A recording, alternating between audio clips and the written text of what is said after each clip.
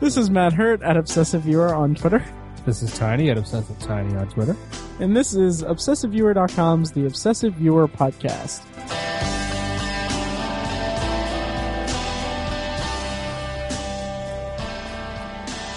Hello, and welcome to The Obsessive Viewer. We're a weekly movie and TV podcast that covers a specific topic, be it genre, trope, movie, or show. Each episode, you can find back episodes at ovpodcast.com, find the blog at obsessiveviewer.com, and also subscribe to the subreddit at r/obsessiveviewer. In addition to that, you can also support the podcast on patreon.com at patreon.com/obsessiveviewer, or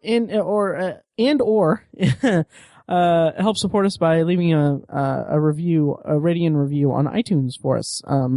Please do. Please do. It helps a lot, and hopefully it's a positive rating and review, this jumbled intro notwithstanding.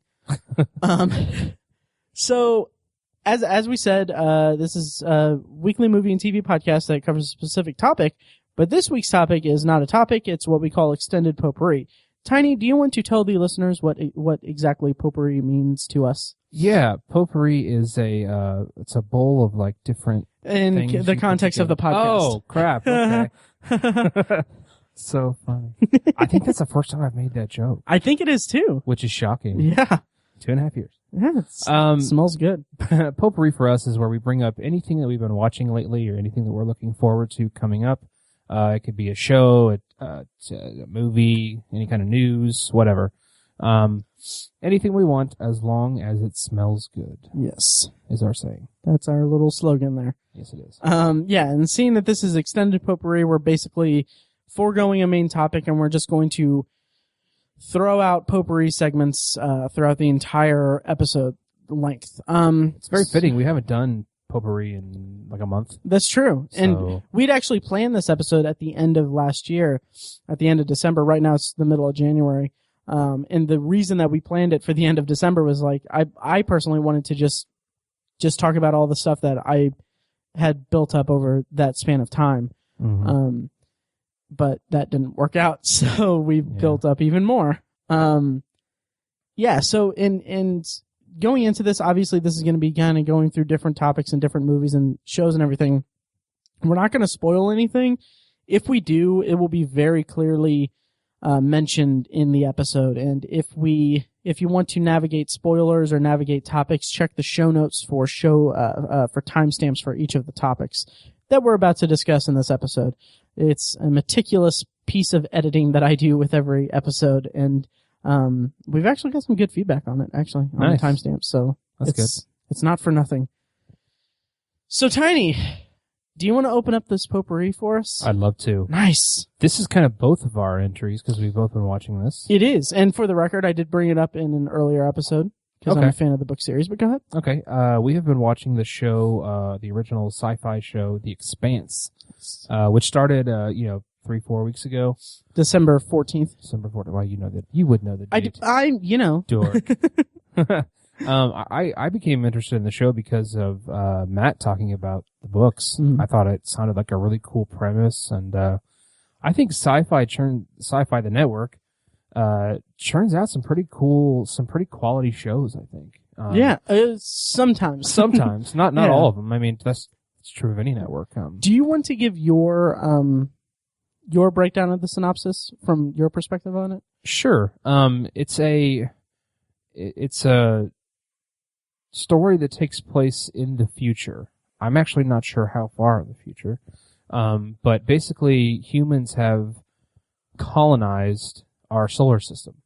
There's a colony on Mars, there's this whole group of people called Belters who live on the Kuiper Belt on the outside of the solar system. And humans have just spread out to the different planets and stuff like that. And there's this whole culture and hierarchy and really this political landscape that exists just like it does on Earth now, except it's expanded across the entire solar system. Would you say it's expansive?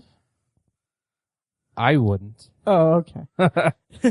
But I mean, that's really a great name for the for the series, because it's crazy how the distances are crazy and the lengths that our species go to goes to like perpetuate this lifestyle, because like there's an entire industry of just ships that are ice trawlers, right? Which means they're just out in space picking up pieces of ice for water, because the human race is spread out so much that they live in multiple places where there is no water. Mm-hmm. And it seems most like, notably the Belters. Most notably the Belters. Yeah, they haven't. I don't know if they specifically said there's water on Mars in the show, but I think it's safe to assume. I think they terraformed it in the. Oh, did they? Okay. I think. I don't know. Okay. Anyway, we're getting too deep into this. Yeah, a little bit. So the Expanse has aired. They're airing as of this recording their 6th episode tonight. You've seen? I've only seen 2 so far. Okay, yeah. Good. Okay, I've seen 5, and they're airing their 6th episode tonight. Okay. So what do you think of those 2 episodes that you saw? I think it's pretty impressive, really, what they managed to do. You could tell from the get-go that they were like committed to the quality of it, I guess, because the pilot doesn't feel like a pilot. Like, it's really polished, and everything's explored really well. I think the one, it's kind of been hard for me to get into the show. I'm not connecting with the characters that well. I think the characters are kind of, so far, I think anyways, the characters are just a little faceless. Like, I don't know anybody's name yet. Oh. And it's just like, I don't know. I haven't been able to connect to it that well, but I've been able to follow the story. There's this conflict going on, and there's kind of a Cold War type situation. And that's all really cool. I like how there's this conspiracy that's going on, and there's a lot of blame. It's almost like there was a, gosh, I can't think of the terminology when like a government perpetrates an act of terrorism to spring something, false flag. It's like, yeah, there you go. It's kind of like a false flag event that happens. And it's really compelling. So I've enjoyed the first 2 episodes. I mean, I think it's a really cool setting. Mm-hmm. It's super, super ambitious. Yeah. Really glad they didn't try to make movies, because I could just tell right away it wouldn't have worked at all. Right. Are you going to stick with it? I'm definitely going to stick with it. Nice. Yeah. They're, like I said, you could just tell they're committed to it. Mm-hmm. And it's worth like noting everything that it was renewed for a 2nd season. Nice. So that made me very happy, actually, because I've read 3 of the 5 books that are currently out of it, and I really enjoy the books. Like the 3rd one wasn't as strong as the other 2, but I just love this universe and the characters at the center of it. Like, the crew at the heart of the story is Holden and his little crew from the Canterbury in the 1st episode and beyond. And I love that ragtag angle and that small group of character interactions. It lends a very Firefly feel to it. Nice. In a universe that has such political intrigue. But so I'm enjoying the series as well, and I'm eager to hear your thoughts on episode 4 specifically, because I really love that episode.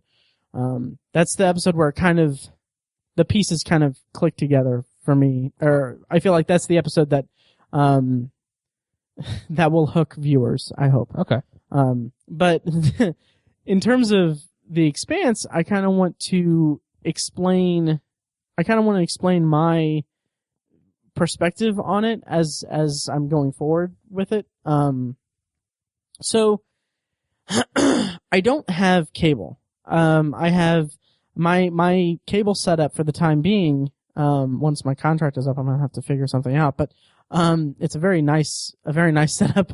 I just have internet and like the bare minimum local channels, and that's pretty much it. I have Hulu, I have Netflix, I have Amazon Prime, I have HBO Go. I have HBO as part of my cable package as well. So it's a pretty sweet deal, pretty sweet setup. Unfortunately, there's no sci-fi, and I can't find a way to. I don't have a way to legally obtain the episodes of The Expanse, and I wanted to watch it. Mm-hmm. So I did something really interesting that really made me think about the way that we consume media at home today versus something as soon as 5 to 10 years ago. I bought the season pass on Google Play. Oh, okay. Yeah, like it was like $25 for the entire season on Google Play. And the reason I say that is that Tiny, you have a history of, and I do as well, of buying shows on iTunes back in the day, right? Mm-hmm. And one of my main hangups for that was that, like, let me take you back to like 2006. Mm-hmm. I had like an iPod video, yeah, and I bought like a season of The Office and like 3 seasons of 24, despite having the DVDs. RIP disposable income. But, so I had those so I could watch them on my iPod at work, and I never did. So they just kind of sat there. But now I have like a Chromecast, and Google Play is very conducive to obviously to streaming to a Chromecast. So I've just been watching them in HD via my Chromecast, via my phone, via Google Play. And it's kind of fascinating to me. It's like we're at an age where watching something, paying for something a la carte is a possibility to us. Like, it's far cheaper for me to get to buy 1 season of The Expanse on Google Play rather than have a cable package that I'm going to pay monthly for sci-fi and other channels that I'm never going to watch for a year's contract or whatever, only for what could potentially amount to 1 season of The Expanse in that calendar year. So, I mean, this is perfect for me. Yeah. And also it's bonus if you buy it on Google Play. They have like inside the episodes segments after every episode, like HBO does. Nice. So that's a nice little added bonus there. Cool. Yeah. So that's my that's my somewhat futuristic experience with watching The Expanse. I forgot that was even an option. Yeah. I've been patronizing Google Play a lot lately. Nice. As I'll get into later in this episode. So that's The Expanse, currently airing on Sci-Fi. Please support it because I love it. Oh, another thing. I forgot about this. I take partial credit for, its renewal. Wow. Yeah. Because, they did right by allowing access to every episode early. Cause like, even if I didn't have Google Play as an option, and in fact, one of the ways that I did watch, like, I think the first 2 episodes of it was that I think the second or third week after the first episode aired, they just threw all, like they threw 4 episodes on sci-fi.com, and you could watch them without sign-in or anything. Wow. Yeah, so, what I did was I would basically come home for like 3 days in a row, 3 or 4 days in a row, pretty much any time I did for like a week, anytime I thought about it. I, would just kind of open my laptop, go to sci-fi.com, play the first episode, mute my computer, and let it play through all 4 episodes. Oh my god. Cause I want to support this show. Yeah, I guess. Yeah, and my diligence paid off because, it's renewed. Nice. So yeah. You're welcome, Sci-Fi. You're welcome, Sci-Fi. You're welcome, Ty Frank and Daniel Abraham. They're the writers of the books. Right. Who politely declined, to be interviewed on the podcast. Very politely. Very politely. Yeah. Anyway. So enough about The Expanse. I'm gonna go ahead and jump over to my bunch of topics, basically. So these will be kind of brief. The way that I have this set up is that I have a lot of stuff to talk about. It's all stuff that I've been kind of like silent about on the podcast, until now. So what I'm going to do is I'm going to bunch together, different things and then kind of go somewhat rapid fire through each one. And then we'll go to Tiny's next segment, and then I'll do the same thing after that. So these are basically mostly theater viewings. The first one I saw was Trumbo. Are you familiar with this, Tiny? I am, yeah, but okay. I haven't seen it. Yeah, so it's Bryan Cranston playing Dalton Trumbo, the famed screenwriter that was one of the blacklisted screenwriters back during the Red Scare. And kind of the big selling point, at least in the trailers, is that this is the story of how he kind of started ghostwriting cheap sci-fi scripts under different names, and how he facilitated a group of people who have been outcasted from, or who'd been blacklisted, how he facilitated jobs through this clandestine writing operation through pseudonyms. Somewhat unfortunately, that doesn't really come into play until about maybe halfway through the movie, maybe a little bit longer into it. And I don't know, the pacing just felt kind of off throughout it. The cast is phenomenal though. It's Cranston. It's, Michael Stuhlbarg. Nice. Louis C.K. plays one of the screenwriters as well. Wow. So it's a pretty good cast. John Goodman. Awesome. Yeah. He does well in it, but, overall, it was pretty good. I really had high hopes. I really hoped that it would be kind of a big, Oscar heavy awards consideration performance for Cranston. But it just didn't land there. It wasn't to that effect for me.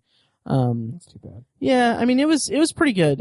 I would give it just a pretty good all around. I wasn't too, distraught over it, or I wasn't too down on it, but I mean, I'm not gonna own it, and I thought it was just okay. Next up is this was all kind of toward a final push at the end of the year to watch as many 2015 movies as I could.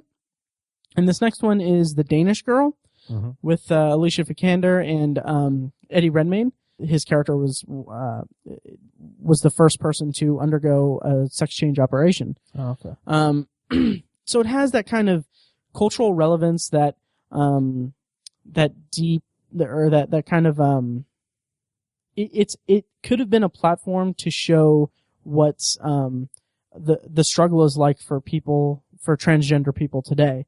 Unfortunately, it's kind of a more straightforward biopic, and it's kind of dull, and I mean, I really hate to cast this on Eddie Redmayne particularly, but I feel like it's a little, how do I phrase it? It's a little too bad.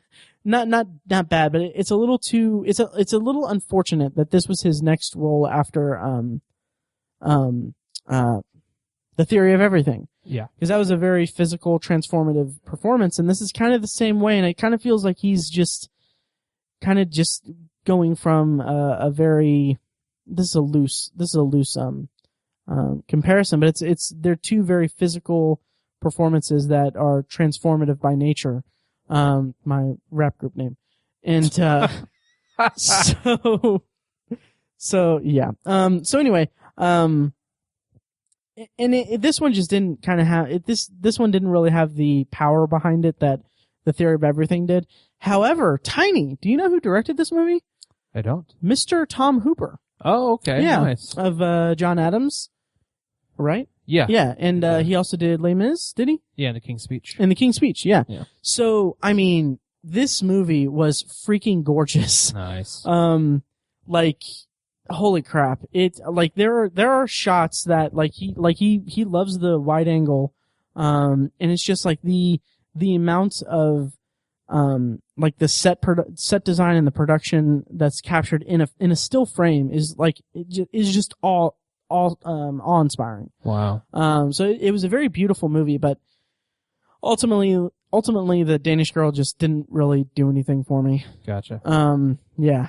So next up is the latest movie from David O. Russell and Jennifer Lawrence, who I am an unabashed fan of.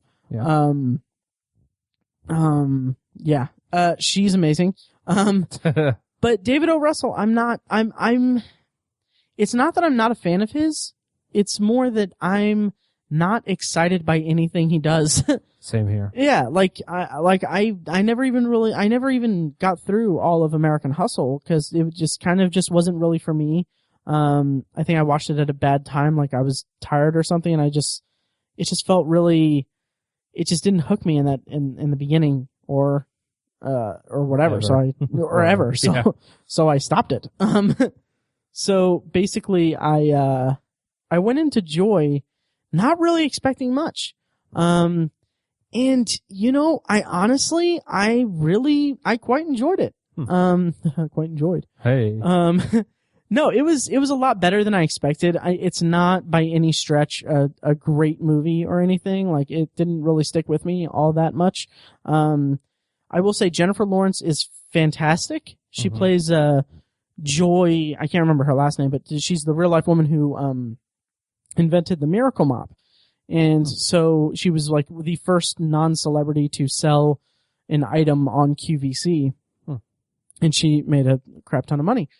So Joy is about her rise, and it does a really good job of depicting like a struggling single mother dynamic and how she has some family issues, like her dad moves back in with her, and her mom is very transfixed by television and just very lazy and lethargic and not doing anything with her life, which is kind of a reflection of Joy and kind of what makes her want to break out of that and do something with her life, basically.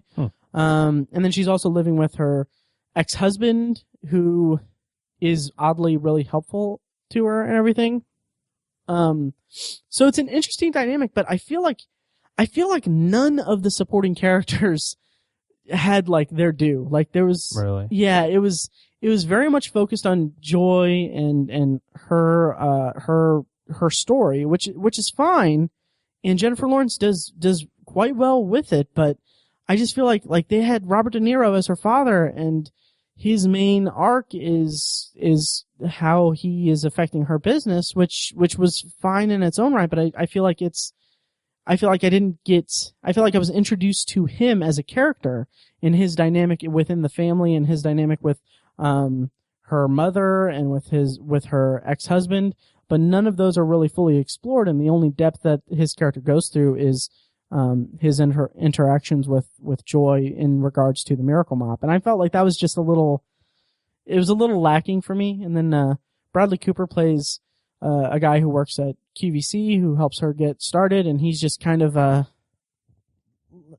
if this wasn't a David O. Russell movie and Cooper and De Niro weren't part of O. Russell's like muse right now, they wouldn't be cast in that movie. It would just be kind of just like they would be less expensive actors because they don't have much to do in it. But gotcha. Yeah, but I will say that kind of toward the end of the movie, while I didn't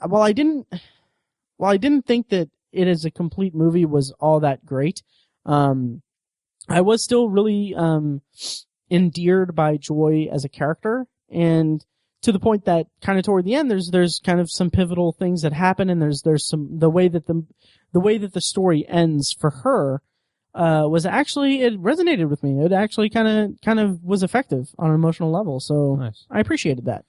Well, David O. Russell's been doing a lot of like ensemble pieces. That's true. With a bunch of characters in it, and so maybe I don't think he's ever balanced them that well. Right. Maybe with the exception of Silver Linings Playbook, which I actually love that movie. Me too. I haven't seen it again for a couple years, but I really love that movie. Yeah. So I kind of wish that American Hustle would have hooked me the way that did, or that Joy would have been as great as that was for me.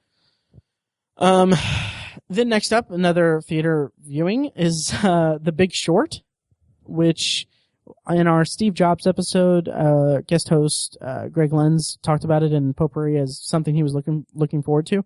And throughout the entire movie, I was like, Greg needs to be here and Greg needs to see this movie. Yeah. Yeah, it's so for him. It's and I really loved so much about it, actually. Nice. Yeah, it's about the housing collapse in 2008, and it's about how it's been a few weeks since I've seen it, but I could grasp it.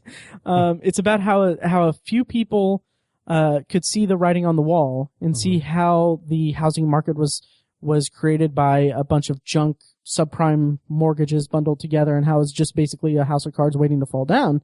And so it was just about how they ended up buying options on these things with the anticipation, like betting against the housing market and like anticipating the fall so that they could get inconceivable amounts of money from it.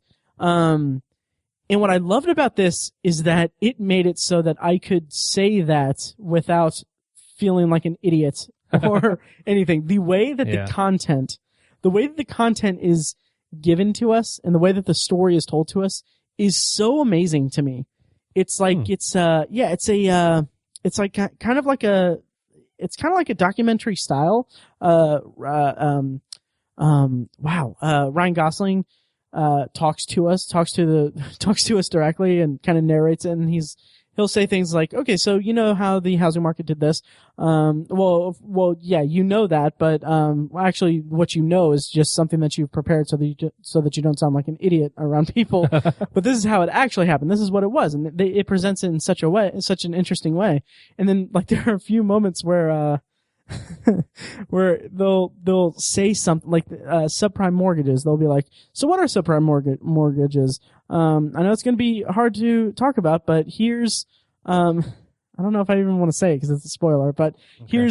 Here's an inventive way from which we can tell you this information in a way that you'll pay attention, with a celebrity cameo. That's funny. Yeah, and they do this like 2 or 3 times throughout the movie, and then some of the characters, as they're going through the story and everything, they'll break the fourth wall and stop mid-sentence and be like, they'll turn to the camera and say, this isn't actually how this happened. We weren't just at a bank and we found this information. We went through a couple emails and stuff like that, and it wasn't as sexy as like being here or whatever, but for the sake of the story, we're just condensing it here. It's just like, it was so unique to see it presented that way. But the overall story and the overall movie was really, really quite well done. In terms of storytelling, there's something about the, directing that I didn't quite like. Okay.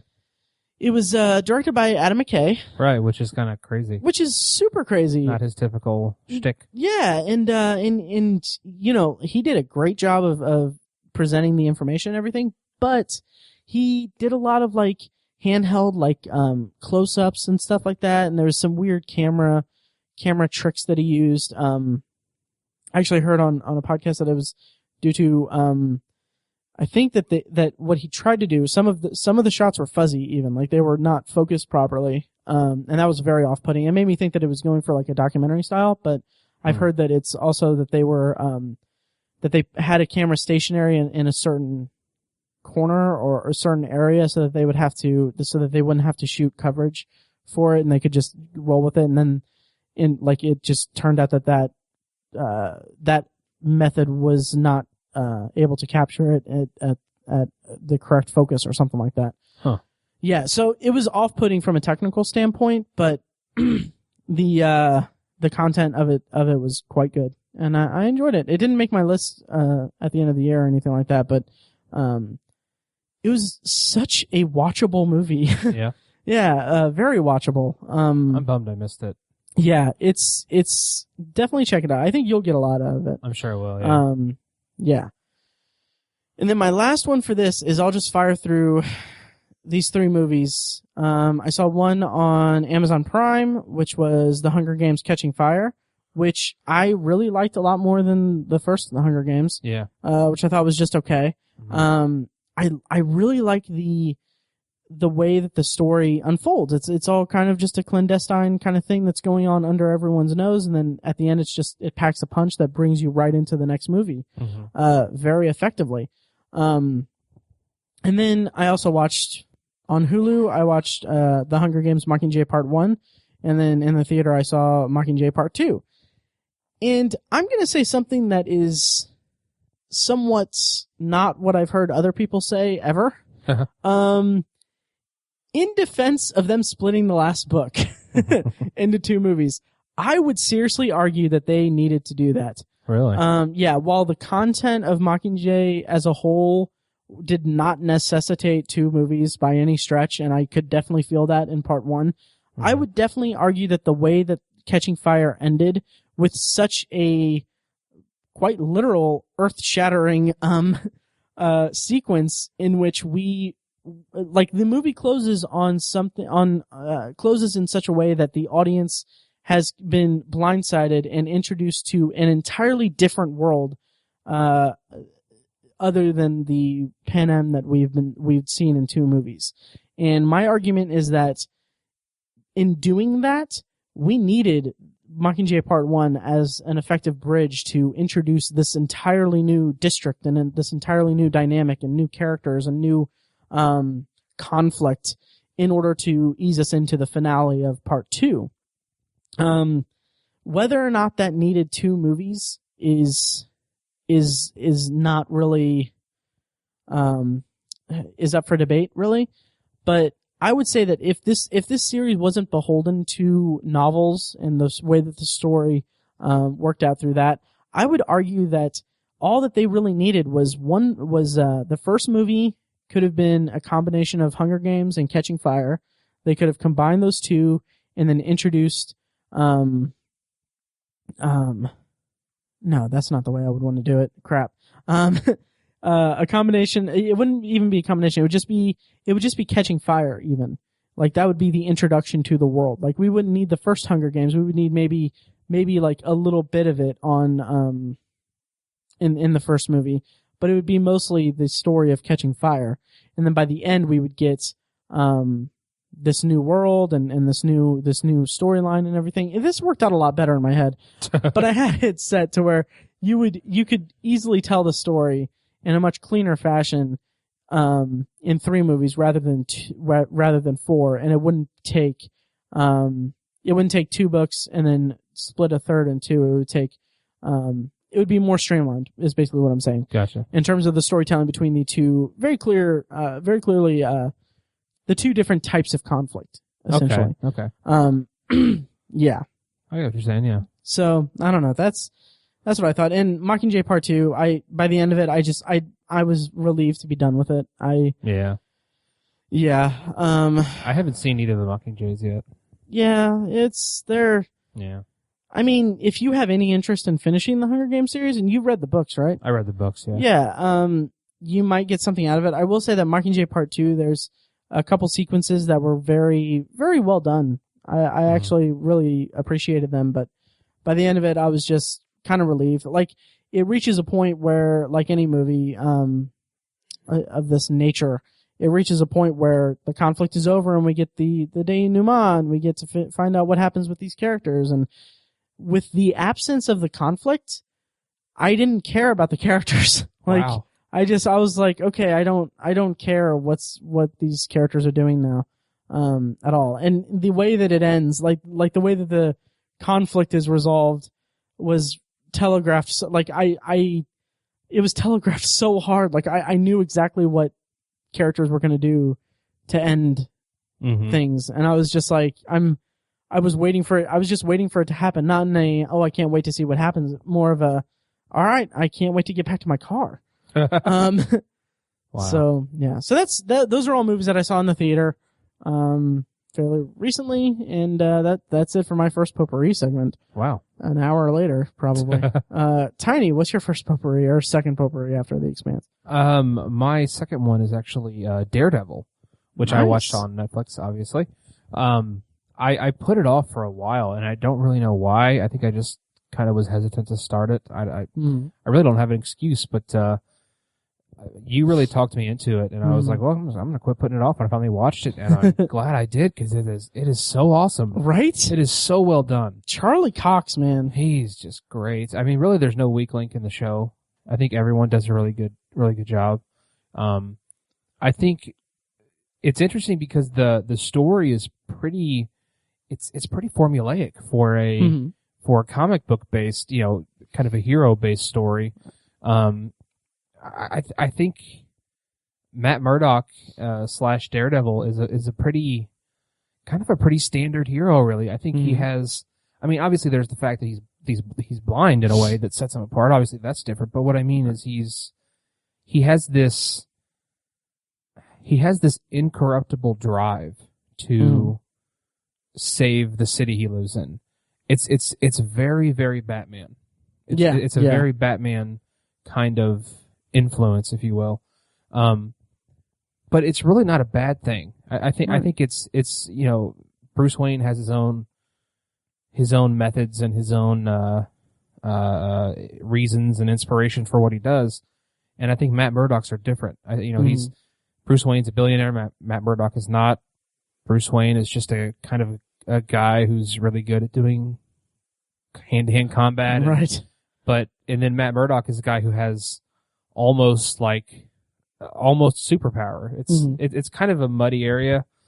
He says that his senses are heightened and stuff like that. It's kind of a cop out in my opinion. The guy's basically a superhero. Right. So there's some little, I guess you could kind of knock it for those things, but honestly, it felt so fresh that I really, it doesn't feel derivative. Mm-hmm. It's a clear derivation, but it doesn't feel derivative. It's kind of, it's weird. The violence too. Yeah, the how visceral it is. I mean, you feel like you're up close and personal and like involved in a lot of the fights. They're not ridiculously theatric like Crouching Tiger, Hidden Dragon type stuff, like really ridiculous, physically impossible kind of stuff. It's not overly theatrical in that respect. And it's cool because you see the effects of what he does. They don't sugarcoat anything. He's constantly beat up and bruised, and he's got black eyes all the time. And I mean, there's a fight where he almost dies. It's really rough. Man, that's the one that it opened an episode, right? It was like the beginning of an episode. Yes. Ooh, that was one of the most brutal sequences I've seen in a while. And because he's so humanized in that respect, he has to be a great character. Because there's times throughout this first season where he has to recover. He can't be out kicking ass at night because he has gaping wounds in his body from these fights. Right. And so he has to be a good character because during those times he can't be out in action scenes. He has to be in the thick of it as a character. And there's some really heavy moments in this where it's just two characters having a conversation, and it feels like a Sorkin conversation from a Sorkin movie, because it's just two people going back and forth pretty quickly, and there's emotions are just jacked, and it's really impressive what they were able to achieve with all their characters, but especially Matt Murdock. It is a really involved show. I mean, when Matt mentioned it a few times, he mentioned Wilson Fisk, the villain. And I agree with your statement that he's probably the best developed villain in what we've gotten out of Marvel so far as like visual, like movies and TV shows. Yeah. I can't speak to the comics, but right. the movies and TV shows we've gotten, I think he's probably the best villain so far. Most well-rounded anyways. Because he's given like equal time in the series to develop, and I love that about it. Absolutely. There's a whole episode that's just about his routine, kind of. Right. Oh, that's such a great episode. I need to rewatch it. It's so like, I already used the word visceral. I want to say the word visceral again, but it's just so you feel like you're in his head. And that's such a difficult thing to visualize psychology and then how a person thinks without them just coming out and saying it. Right. But they did it. There's not a bunch of stupid exposition.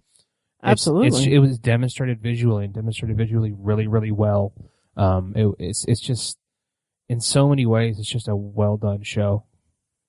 Absolutely. The new season comes out in March, and I'm so pumped for it. Oh, me too. Yep. Me too. And I like the format they're laying out for the show. I don't want to spoil anything, but the way they're formatting the seasons and the storylines and the show as a whole, I think is a really good choice, and it's going to be fun. Yeah. How'd you feel about the costume kind of toward the end of the season when he got the Daredevil costume in the show? I usually take issue with superhero costumes because they're just so ridiculous. Right. And so I was really happy throughout this whole season to have him. He's just pretty much decked out in black and wears a mask, and I think it's cool and it looks cool and it's effective, it's realistic, and then at the end, he gets the classic Daredevil costume, and it's okay. I can't give him too much crap because it's not like it's bright red and it's not like Fire Engine red, it's it's a muted maroon blood red kind of color. So I respect that, but it's still fairly silly. Yeah. I'm glad to hear you say that because I thought the same thing. Because that just all black suit with a black mask was just, it was just so cool, and it fit the tone of the series so well. It was realistic and effective, and you know. Yeah, so I don't know. I can't take too much away from him for what the guy wears. Right. Yeah. It's not anything that was damaging to the series overall by any stretch. Right. Yeah. So that's Daredevil. It's on the Netflix. And do you mind if I go next with my big bunch of stuff? Deborah Ann Woll is just gorgeous. Oh, she's amazing. She's a great actress. So I'm not trying to take anything away from her. Right. God, she's just beautiful. She is. Yeah. She is. And her character has such an interesting arc. She does. Yeah. Oh. Yeah. Such a great show. It's good. Yeah. So kind of leapfrogging off of that, I'll go into what I've been watching on Netflix, really. And I'll go ahead and go out of order of what's on the screen right here, but I watched the 8-episode run of Wet Hot American Summer First Day of Camp. Wow. Yeah, Tiny. Have you ever seen Wet Hot American Summer? Yeah, I saw the movie. Yes. So Wet Hot American Summer First Day of Camp is a prequel series made 15 years in the future, made 15 years after Wet Hot American Summer, a movie in which the camp counselors of the camp were already 10 years too old for their characters. And it's so freaking hysterical. The movie Wet Hot American Summer is one of the zaniest kind of comedies. It's like there are things that happen that are just so bizarre and so out there and so unexpected. And First Day of Camp just carries that spirit on in spades. It's amazing. And you see the origin of so many different characters, so many different interactions, and so many different things. Like, there are so many just random origins throughout the run, and it's I can't give anything away, but it's hilarious. I had so much fun watching the show, and I'm probably gonna watch it again fairly soon. Nice. Yes, and then also I watched seasons 5 through 10 of It's Always Sunny in Philadelphia. And man, okay, when was the last time you watched It's Always Sunny, Tiny? Oh, it's been a good 4 or 5 years. Right? Same with me. I kind of dropped off around the end of season 6, I think. Yeah. And I mean, it's not really that the quality dipped for me or anything like that. I just thought that I just didn't really feel like watching it anymore. Yeah. And man, watching these seasons of the show is it's so amazing to me to think that after 10 years of the show, it's still consistently funny, and it's consistently well maintained. They've gotten more money and they can do more things. So it kind of loses some of that grungy kind of dirty appeal, but it's the growth of the interactions or of the scenarios that they play out, and it is tremendous. And I want to single out one episode in particular from season 9. It's called The Gang Wants to Get an Award. And it's so on the nose and really kind of this wasn't really subtle, but the entire episode is basically a metaphor for why It's Always Sunny in Philadelphia doesn't get nominated for Emmys or award consideration. Okay. And it's freaking hysterical. I was cracking up throughout it the entire time. They go to a more popular bar that is clearly supposed to be like a popular sitcom. Mm-hmm. And it's wow, this bar is is lit so well. And it's not dark and weird. And then they go up to the bar and they see the bartender is this really really happy and charismatic guy. And then this black guy comes up and he's like, "Oh, hey guys, can I get your drink order too?" Or he says some witty remark to the bartender, and he's like, "That's why you're my best friend." And then the gang, Mac is it's cool because they're clearly best friends, but no one's bringing up the fact that the guy's black, and because they're so un-PC and they're so out of touch and everything that's what they focus on. Oh my god. And then the bartenders go through this whole thing where there's a will they won't they with the bartender and the cute waitress and the whole time the gang is just kind of spectating it and saying I really want them to get together, but she's got that boyfriend that's never in town and all that. And it was really funny to see them poke fun at what's more popular. And then toward the end of the episode, they go back to the bar and they're trying to pitch why, or they're trying to decide why they never get an award. Because the whole thing is that the the best bar in Philadelphia award or something is like up in the air. And they're like, why did we never get this? We've been around for years, and why are we never considered for it? And then they're like, well, is it because of our placement? And then they're like, no, that bar down the street opened up and they got a ton of awards last year. And, it's fantastic. Like that episode alone made me really happy. That's funny. That's season 9. The gang wants to get an award, or wants an award. And then finally I watched 3 movies on Netflix. I'll run through them really quickly. Beasts of No Nation is the Kara Fukunaga, child soldier, in Africa movie, with Idris Elba. That is a movie that, Netflix bought and produced. I don't know if they produced it, but they bought it and distributed it onto Netflix, and also a limited, run in theaters. I really, really liked the movie. It was very gripping. It was very tragic, cause it's about a child soldier. Idris Elba is phenomenal in it. Nice. He does this really great, kind of general character who's commanding these child soldiers, and it's a very impactful performance and everything. Something was just kind of missing for me. I didn't really like it's an anonymous country, and it's an anonymous conflict, but I didn't really get what they were fighting for. I didn't really get what was going on in terms of the overall war. I just knew that like the main character, who's our main character, he gets kind of very sadly sucked into this life of being a soldier, and we follow him through it. But I didn't get any context for it.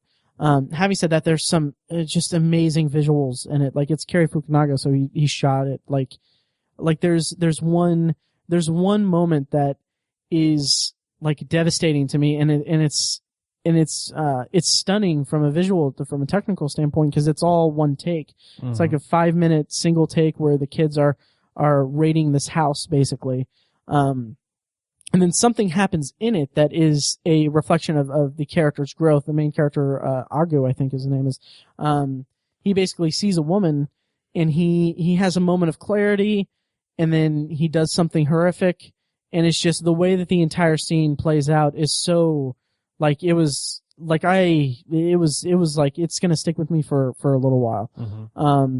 And the fact that it was all one continuous take, involving small child actors who I believe were all like they weren't like native actors. They were like actual, like they just found African children in the area, I think, and cast them that way. They weren't like professional actors.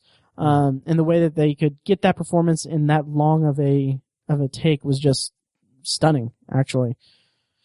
So that's Beast of No Nation. Quite good. A little lacking for me, though, overall. Okay. And then I watched Tangerine, which was a movie I missed when it was at Indie Film Fest last July. It's a movie about transgender prostitutes, and one that gets out of, I think, rehab, to find out that her hooker her pimp / boyfriend, cheated on her. So the entire movie is her trying to find him, to confront him about it. And the kind of big thing about it is that, I think it was, produced by the, what is their name? The Duplass brothers. Oh, the Duplass brothers. Yeah, I think that it was produced by the Duplass brothers. But the kind of appeal of it is that the entire movie is shot on an iPhone. Really? Yeah, and it's like, when I say that, like, you get the sense that, like, oh, like, you take your phone out and you're shooting it. It's not like that. Like, they had a rig, and they had a separate thing for sound and all that, but it was using an iPhone to shoot it. And you can tell, like, the quality is very unique to that, to that style. And it really helped actually, come across as not gimmicky, but actually helped the story quite a bit. It was entertaining. It was pretty funny. The actor who plays the pimp is the guy who played Ziggy in The Wire. Okay. So, yeah. And he does a fine job. He's the only recognizable actor. But yeah, it was a fun movie. I didn't waste any time doing it or watching it. Then finally I watched Slow Learners, which I won't really talk that much about it, but, It's a comedy with Adam Pally from Happy Endings, which, by the way, Happy Endings in its entirety is on Hulu right now, so watch it if you haven't yet, if you have Hulu, because it's so hilarious, and I really wish that it had a bigger shot, but it had 3 seasons, so it's fine. Mm-hmm. But it's Adam Pally, and I can't remember the woman's name, but they play kind of like awkward, really goofy characters who aren't really good at dating, and they decide to change their personalities to become more fashionable and kind of just dickish, really, and kind of slutty, really. Wow. Yeah, and it was okay. It was just okay. I wish it was better. The opening scene, though, the standout of it is the opening scene is Adam Pally on a date, and he not to get too personal, but this resonated with me in a big way. The date isn't going well. He's awkwarding it so much. And then he asks the woman when he notices that it's not going well, he says, what is it about, like the kind of classic, like, what is it about me that I can't get, that none of my dates are going well? What is it? And then the woman just unloads every insecurity that he has. She just says it. Like, wow. You look kind of like, I can't remember exactly what she said, but something like you look like your eyes don't belong, or it looks like I don't remember, I'll butcher it, but it's like she goes systematically through every single thing that's wrong with him. And it's like, it's one of the funniest things I'd seen in a movie, in 2015, really. Honestly, I'll just say that. It was hilarious. But unfortunately, the movie overall wasn't really to my liking. And that's Slow Learners, and it's on the Netflix. And that does it for Netflix, for me. Tiny, what is your next potpourri segment? My next potpourri segment is a TV show that just premiered this week. It was on the 10th, Sunday the 10th. It's a new show produced by Peter Berg. It is called Live to Tell, and it's on the History Channel. Basically what it is it's actual veterans telling a fantastic story that they experienced during the War on Terror, basically. Okay. It's exclusively stories from veterans who have fought in Iraq and Afghanistan. Mm-hmm. So there's no First Gulf War or Vietnam or anything like that. Sure. And it's really just these professional warriors who sit down and basically tell you the story of one of the worst things that's ever happened to them. I think I don't know exactly what every story is going to be, but I think every story is going to involve a soldier being killed. Wow.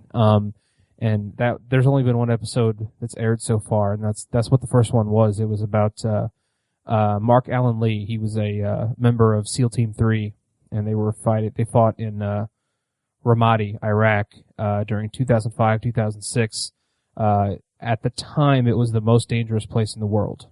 Wow. And they were responsible for infiltrating enemy territory, taking some territory, and setting up an outpost. Okay. Which is like unheard of in warfare. It's literally like, let's go behind enemy lines and kick them out of these buildings by basically killing them and take over the buildings and never leave. Wow. That's basically what they were doing. It's really impressive. Okay. And at that time, no Navy SEALs had died in Iraq or Afghanistan. Okay. And that was from, Afghanistan was late 2001, or maybe early 2002. Iraq was 2003, so 3 years and 2 years, no SEALs had died. Mark Lee was the first one who was tragically killed. He was a machine gunner. Wow. And he was kind of like he's basically the guy who provided cover fire when they were trying to move or trying to get around. He was almost like their shield. Okay. And unfortunately, what happens to shields is they get hit with things, and he got hit and he tragically died. But these guys are just unbelievable. Just the caliber of men that they are, it's just so interesting to see them tell these stories and explain all the emotions they were going through and explaining why they do it and why they like it. Mm-hmm. There was one guy who was the leader of SEAL Team 3. He's since retired. He was in the Navy for 20 years, 25 years. He said the only way he just had these amazing lines, that aren't really lines. It's just his own personal philosophy. He said, my job is to find bad guys and kill them. He's like, that's how we're going to get rid of ISIS. What are there, 100,000 guys in ISIS? Give me 100,000 bullets. I don't care how long it takes. And it's like, that's just an amazing mindset to be in. Most people don't have that kind of mindset when they have to tackle a huge task. Even if it's just like cleaning out your garage. It's like, there's 1,000 things in your garage you got to move. And it's just like, it's just insurmountable. I'm not going to do it. Please don't use bullets to clean out your garage. No. Please don't. No. Not like Stephen Avery. Right. Jesus. Well, they found bullets in his house. That's true. Listen to last week's episode on Making a Murderer. Yeah. But it's just, most people look at that and like it's insurmountable. I don't even know where to start. I don't know what to do. Whereas these guys, they just go do it.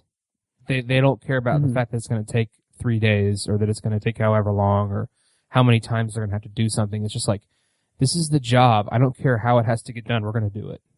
It's just an amazing tenacity that these guys have. I can't imagine it. I can't put myself in their shoes and do what I can't see myself doing what they do. There was one guy in particular who was his ability to articulate his thoughts was just something that I would not expect from a grunt. Basically, that's kind of a term of endearment in the military community. This person who has they put their boots on the ground and they go and they do the rough jobs. They do the hard things. And that's kind of what this guy is. And I wouldn't expect this kind of vocabulary and articulation and really intelligence from this kind of guy. But he's just an amazing person. Like I'd love to meet him and just listen to him say things. There's just such incredible people, just such immense personalities in these soldiers, these people who give their lives to this cause. I'm really looking forward to the rest of the show because of its candor. It's just such a raw, untapped thing. It's going to be like the story of Lone Survivor. Okay. It's like that story every week. Wow. It's just incredible. Which, I think we had our qualms with that movie, but yeah. The story's incredible though. Yeah. It's just an amazing real life story that happened. And that's going to be every week on this show. And where is it at? It's on the History Channel. History Channel. Yeah. Awesome. I'm not sure how long it's going to be. I don't know if it's just a mini series or if they're going to have a season this year, the season next year, and after that. I'm not sure how long it's going to go. But I'm hooked and I'm going to record it every week and watch it.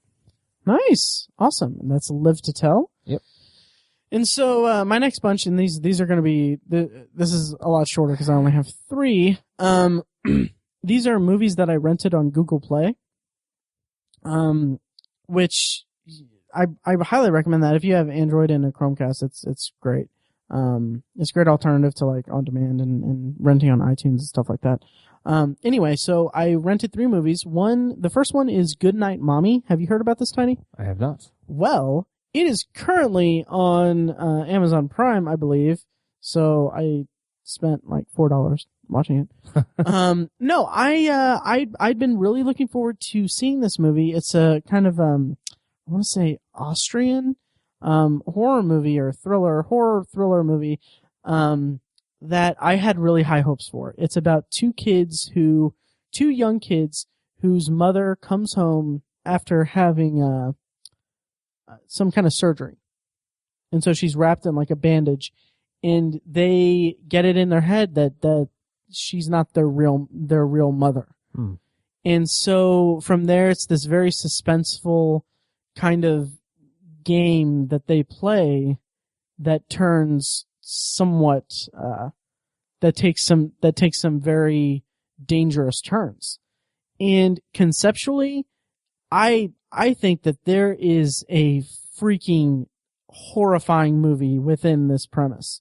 If they had gone with it and if they'd gone the way that my expectations for the movie had gone, this would have been like a defining movie for me. Wow. Yeah, like it could have been just so unsettling and so crazy and terrifying. Unfortunately, it goes some places that I didn't see coming because I didn't expect them in this movie. But knowing that they were in this movie, I thought it was a cheap shot, really.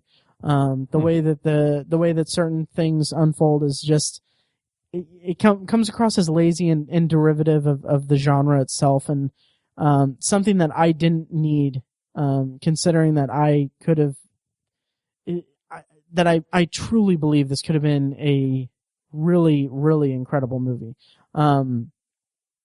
Aside from those qualms, the movie itself is quite good, quite well done, very, very suspenseful, but it just didn't stick the landing for me, and it just kind of just didn't really do anything for me.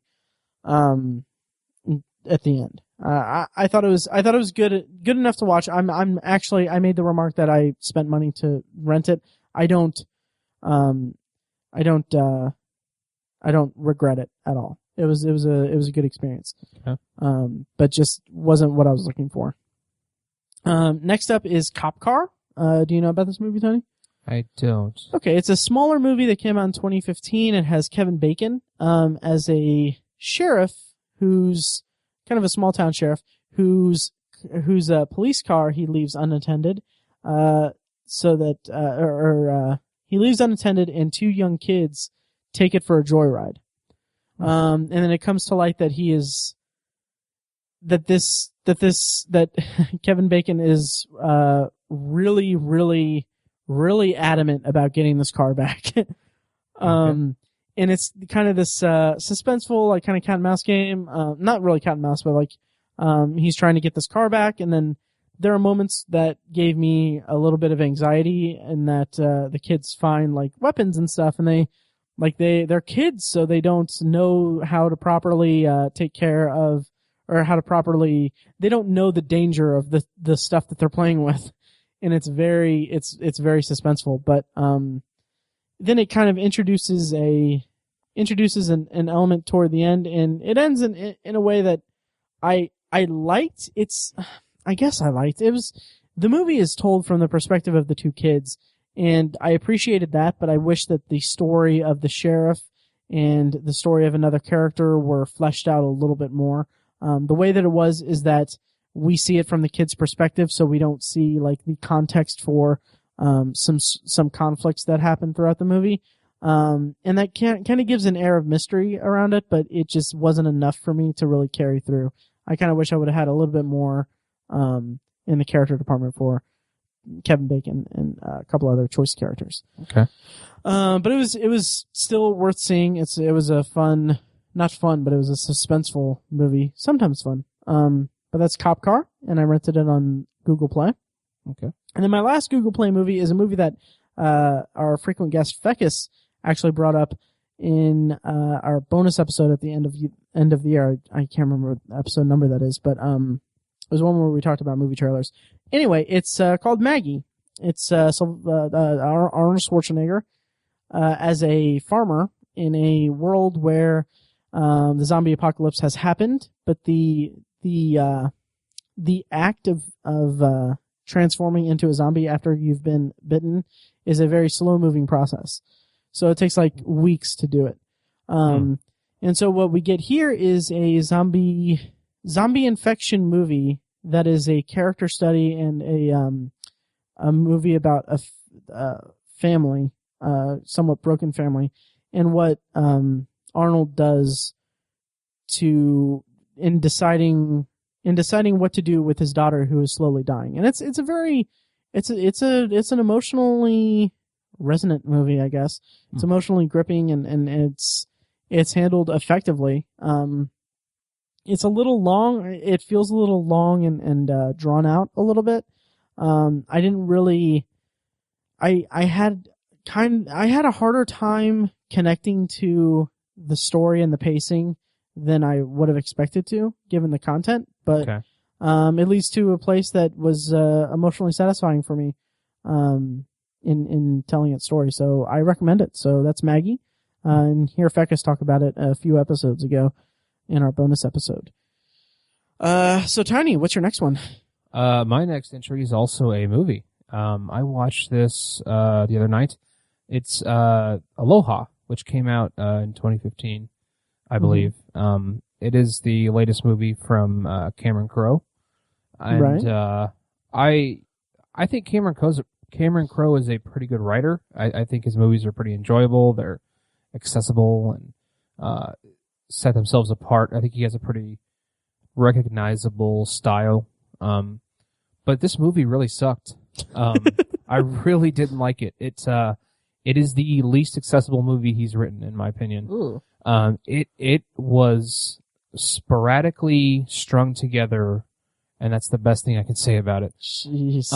Actually, the best thing I can say about it is that the performances are pretty good. Okay. Bradley Cooper, always just a fun character, fun actor to watch. I love how when he just seems to have chemistry with everyone that he ever works with. And I think that's apparent in every one of his movies. So he was great. John Krasinski was in this movie. He gave a very subdued performance, but really perfect for the character. Okay. For what they were trying to communicate. Rachel McAdams had a lot of work to do because her character was very, very circumstantial and just like very, just a character that served to support another character. Oh. And it's just, I feel bad for her because she made a lot out of what was given to her and she wasn't given very much. So Rachel McAdams was very good. Nice. And then Emma Stone was one of the other notable actors in it. Her character was just super weird, not quirky in a fun, cute way, just weird. And it was a little detrimental for her. I think she did a great job with what she had, but what she had was weird. It's just, she's played a quirky, fun, super cute character before, and she's such a likable person and such a likable actress. So she salvaged what she could from the character, but it was too weird, too inaccessible of a character to really latch on to. Bill Murray was also in it. I forgot about Bill Murray. He's barely in it. But like I said, performances are all pretty good. It's just, it was just a collaboration or a compilation of scenes. It wasn't a flowing movie at all. The premise is that there's, Bradley Cooper plays a contractor for a private defense company. And he used to be in the, I believe it's Air Force, and he worked and lived in Hawaii where there's a large Air Force base, and he was like a really big deal in the Air Force when he worked there. Okay. But he ended up getting deployed and was severely injured, broke tons of bones, and he couldn't serve anymore, so he moved to the private sector, I guess.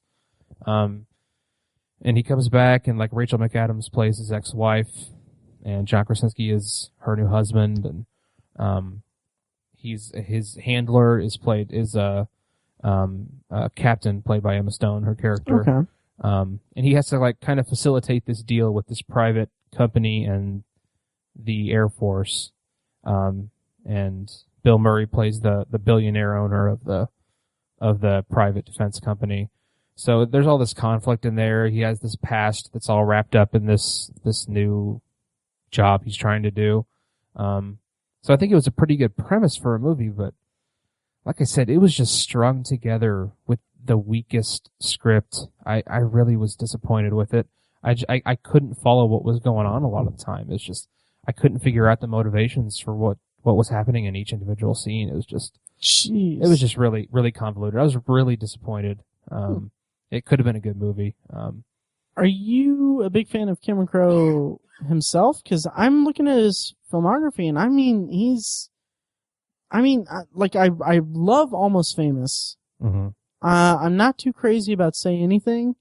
Haven't seen Jerry Maguire in a long time. Yeah. I'm a fan of what he does. Mm-hmm. I just think some of the movies that he's turned out are pretty overrated. Okay.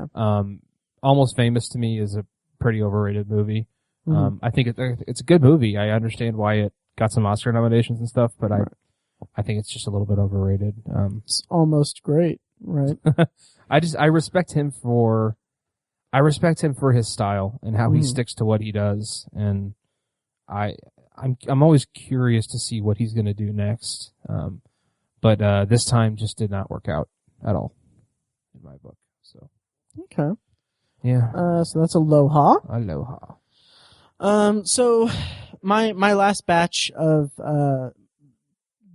topics for this extended potpourri is 3 TV shows that I watched on Hulu. And the first one will be pretty brief, although it deserves to be talked about more. It's just, I watched it months ago and I just never brought it up on the podcast, but it's Fargo, the TV show. I've only seen season 1. I'm gonna buy season 2 on Google Play and watch it that way. Fargo season 1, longtime listeners will remember that Chick McGee, when he was on the podcast from the Bob and Tom show, when he was on our Indie PopCon episode, the first one, he raved about Fargo, and everything he said was true. Like, Fargo deserves all the acclaim that it's gotten. It's freaking amazing. Nice. Yeah, like it's so steeped in the kind of Coen Brothers Fargo-esque Minnesota Nice kind of personality, but it strikes its own thing. I don't think that I brought it up on the podcast now that I think about it, but I think I may have in a stinger for the Steve Jobs episode, but that's neither here nor there. But it's amazing. It's basically kind of the first season kind of recounts somewhat similarly, like bits and pieces of the Fargo storyline, but it tells it in a different way while simultaneously existing in that universe in a somewhat modern setting. It takes place in 2006. A whole new cast of characters. Martin Freeman is freaking amazing. Nice. Yeah, there's him, and then Billy Bob Thornton plays kind of a, and this is kind of the beauty of it, because he, to me, was similar to like Anton Chigurh in No Country for Old Men. Wow. So it's kind of like they were kind of melding some Coen Brothers stuff in this, but it's like there's the story that kind of goes through is just, it's so violent and gripping and horrifying and incredible that I was hooked throughout the entire run. Nice. And it made me really excited to see season 2, which I believe takes place in a different time. I want to say 60s or 70s, but it tells the story of a character who is in Fargo season 1 as a central character's father, who like at one point says an anecdote about something that happened to him in the past, and I assume that season 2 tells the rest of that story. And it's really unlike anything I've seen on TV recently. It kind of echoes a kind of feel of like Breaking Bad almost. I don't know if it's as great as Breaking Bad, but it's definitely it's worth seeing entirely. Well, Breaking Bad was a little Coen-ish. Exactly, and exactly. So yeah, and that's kind of be a running theme with my other 2 picks for Hulu for this segment of my potpourri. The first up is review. I talked about season 1 in an earlier episode some time ago, but I watched season 2, and holy crap, everyone! Please watch this show. It's freaking amazing.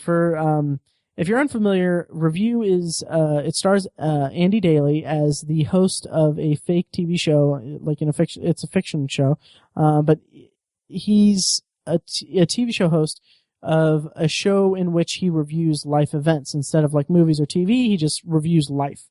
So his quote unquote viewers will requests that he review certain things, and he takes it, the kind of shtick of the entire season, the gag of the season is that, or the show, is that he does it like he follows it through entirely. So like if something comes up, it affects his entire life. Like there's a wonderfully morbid episode where he reviews using a glory hole, and it's so hilarious because he's so dim-witted, and he's so not like, it's not even that he's dim-witted. He's not like an idiot or anything, but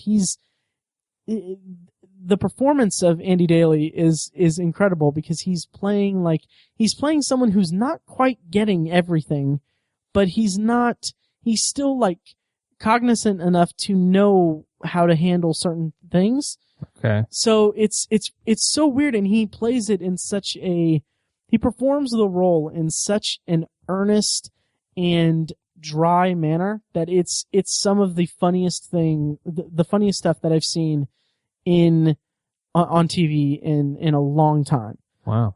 Yeah, it's absolutely hilarious, and it's fairly serialized. So as the season progresses, all of these different reviews that he does impact his life in varying ways of horror, and it all leads to a very satisfying conclusion. It's incredible. I highly recommend it. Please watch Review. It's on Hulu right now, the first 2 seasons.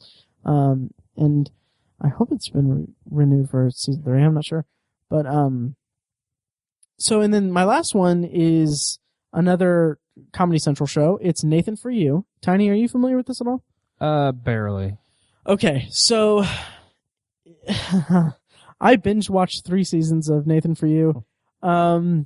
Just when I thought a TV show couldn't be any funnier than Review or Wet Hot American Summer First Day of Camp or It's Always Sunny or anything else, I see Nathan For You and I am freaking blown away. Wow. It is incredible. Like, please watch Nathan For You. It is some of the most genius comedy I've seen maybe ever. Wow. Yeah, it's Nathan For You is Nathan Fielder this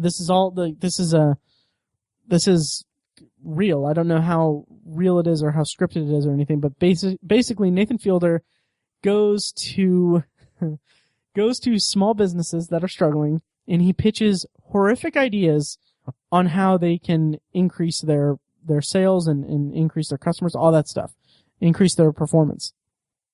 So there are some incredible moments where Nathan Fielder has this way that he's so deadpan, and he takes things so seriously that he gets people to buy into the most just whacked out crazy ideas, and while he's also kind of holding a mirror to people and saying like, this is how people are acting. Like, he doesn't say this outright. It's just like, this is what the show is projecting, is that people will do just insane things if you tell them that you have really good grades from a Canadian business school and can help their failing business.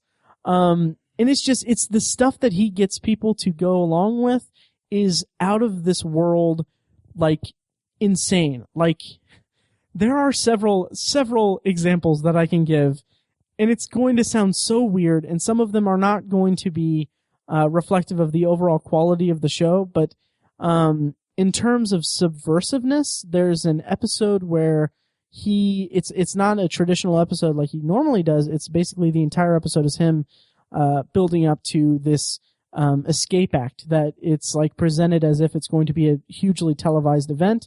And but the thing is, it's basically he's going to be handcuffed, and he has 90 seconds to break free of the handcuffs, or else, and this is where it gets really pretty screwed up, or else a robotic claw is going to undo his pants and expose him to children in the audience, thereby costing him his freedom and making him forcing him to become a registered sex offender. Oh my God. Yeah. And the genius of this is that the entire episode is him getting all the people together to go along with this stunt. Like he gets a police officer to be on hand. He gets a judge to like expedite the paperwork in case it fails. And like he does all of this stuff just to get people to go along with it, and people do. It's wow. And like in perhaps one of my favorite moments of all 3 seasons of this damn series is that he goes up to the tent that has the parents of the children that are going to be potentially exposed to a nude adult male in person, and he says he pops into the tent and he says, "Hey guys, I just want to let you know everything's going well. We're getting all set up now. Just so you know, for the show, we're going to be blurring out your faces in case people think that it's weird that you're allowing us to have your children in this situation." And then the camera cuts to the parents, and they're barely pixelated. It's pure genius. That's and so funny. It's amazing. And there are so many other episodes. There's if you can only watch a few, I watch all of them. Just watch all of them.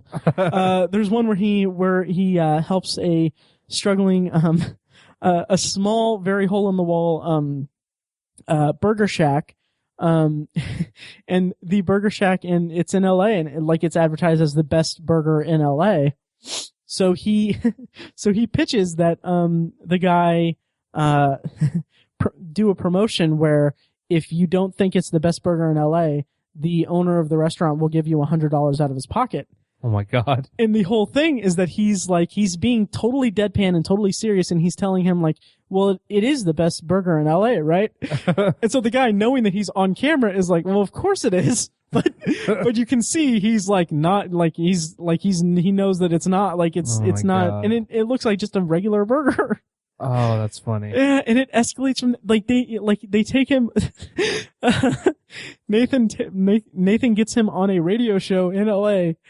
And talks to the DJs about it and everything, and then like this is when he gets them going along with the plan and everything. And so he's explaining to him, and the guy's still kind of shaky and stuff. He's like, yeah, and then like they get callers calling in saying like, well, what if people lie and because they just want $100? And then Nathan just kind of casts them aside and all that. But the genius of it is that like Nathan asks how many people are listening right now, and then the DJ's like, about 3 billion people. and then also my final thought on this part is that the DJs ask Nathan, and they're like, so yeah, this is great that you really believe in the product and everything. And Nathan's like, oh, I'm just taking his word for it. I haven't tried it or anything. And it's some of the funniest, most like just insane the amount of stuff that they do in 3 seasons of the show. Like in the show, it's amazing how it can remain consistently genius throughout 3 seasons without people like getting onto it or anything like that. Mm-hmm. And it's amazing. It's going to be back for season 4, I believe. And I will say that the season 3 finale, I won't give away anything that happened in it, but it is like as a standalone episode, it's freaking like it's mind-blowing how incredible it is from a performance art standpoint kind of thing. Mm-hmm. Like just it's unbelievable. Like Nathan Fielder is going to be a name like that's going to go down in comedy history. Yeah. In the future. It's insane. And it's Nathan For You. All 3 seasons are streaming on Hulu, and I'm sure you can find it on Comedy Central and all that stuff. So yeah. Nice. Please watch those shows, everyone. They're amazing. Nice. So Tiny, why don't you round us out? Yeah, to round us out, I really don't have a lot to say about this, but I wanted to bring it up because it's something that you've been into lately. I might squee. I started watching Star Trek, the original series. Yeah. With good old James Tiberius Kirk. Right. Played by, William Shatner. Mm-hmm. It is very, very good. I'm enjoying it a lot. I'm kind of surprised. I didn't think I'd like it that much. I thought it was going to be like inaccessibly cheesy, like think of like 50s sci-fi B movies is that's kind of what I had in my mind. Right. And there's that that's in there definitely, but the show just has so much heart. There's so much like philosophy around it that Matt's mentioned that before. Mm-hmm. It's really its own genre. The whole, adventure-based philosophical kind of sci-fi where you really are exploring what's essentially a human experiment, as opposed to, as opposed to finding really crazy things. It's more about how, as human beings, we react to what's in front of us and how we address problems, how we problem solve, and how you take someone who's kind of like a military or like an explorer kind of person, and you put them in these situations where they have to make moral decisions and they have to try to decide whether or not they'll make this decision which will kill 100 people or this decision which will kill 5 people. Mm-hmm. It's like, you have to choose the lesser of two evils, and it's like you just explore the human psyche, and the show really explores the human psyche and how we socialize and what we choose to do with our intelligence and how we choose to explore things. It's just it's a very deep show in that respect, and I'm just surprised by it. I never took the time to really find out what the heart of the show was, and I'm glad I'm watching it. I've only seen about 7 or 8 episodes, maybe 9, something like that. Do you remember what the last episode you saw was, just offhand? Was it anything with mind control on a ship, a penal colony? Maybe. I can't. One of my minor complaints is that it seems like all of the 7 or 8 episodes I've seen, 5 or 6 of them are about a person being taken over by something. Right. It's a little repetitive in that respect, but it always has a different spin on it. So I give it credit for that, but at the same time, I kind of wanted to branch out a little more. Did you watch The Cage? Like the original pilot? Yes, I did. Okay. And that was great. Yeah. It was a lot more serious. Yeah. Than the show became, I guess. Mm-hmm. Yeah, it's funny because I'm looking at the episode list now. Here in a few episodes, you're going to get a 2-part episode that is basically, I'm gonna butcher this, but, they basically took The Cage and, they recut it into this 2-part episode about Spock and the Enterprise. It's kind of interesting, but, the reason I asked if it had mind control or whatever is that, or did you see an episode with, small children? No. Okay, so you might be 2 episodes away from this, but anyway, what I'm saying is episode 10 is my favorite episode of season 1. Nice. It's. Let me know what you think of it. It's It's called the Corbomite Maneuver. Okay. It is freaking amazing. Nice. And what do you think of the characters? I can see how they were ahead of their time. I mean, it was a pretty revolutionary show. I know that. I think they're all great. They've developed a lot of them relatively well. I mean, I'm only 7, 8 episodes into it, so, but they've obviously spent a lot of time on Kirk, and it's interesting seeing the interaction between Kirk and Spock and how they're getting into this whole exploration of how Spock functions as a being, because he's so robotic and detached from things, and Kirk is the opposite. It's just a very, it's that juxtaposition is really well done, and it's definitely intriguing. Absolutely. Yeah. And when you get deeper into it, they kind of, the kind of triumvirate of Spock and Kirk and Bones, like those 3 together are like, the chemistry between them and the storytelling that their dynamic yields is some of the best I've ever seen. Nice. It's amazing. Nice. I'm loving it. I'm really loving it. It's fantastic television. Nice. Yeah. Nice. Awesome. I'm so glad. So I've got you. Now I just need Mike to pull the trigger and watch Star Trek. Yeah, so I think that should that wrap it up? I think it should. Okay, great. Coming up on the podcast, we're gonna hopefully next week, Tiny, we're gonna review The Revenant. Hopefully, yeah. I'm really hopeful for that. Also, if all goes as planned, this week, the week that this episode is released, the week of it, I will have an appearance on Film Schlubs podcast. Okay, cool. Talking about the Oscar nominations and things of that nature. Cool. So look out for that. And then, and I'm really hoping that I can get Mike on for a bonus episode about Star Trek, because we haven't recorded his thoughts on it. Star Wars. Oh. Yeah, sorry. So I'm hoping to do that. And also we got a really great email from our listener, one of our listeners, Andy, about Star Wars. And if I do that bonus episode, we'll address that, because, it'll be about Star Wars. So hopefully that happens. And thank you for emailing, Andy. And also everyone else listening, you're encouraged to email as well. Absolutely. And also, like I said, rate and review us on iTunes. That does a great, service to us as podcasters. And, other than that, thanks for listening.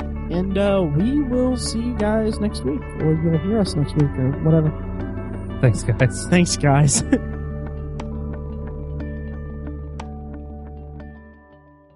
Weird. Hey, did you go to Pizza? No. Did you go to Peter Berg's IMDb? Yeah.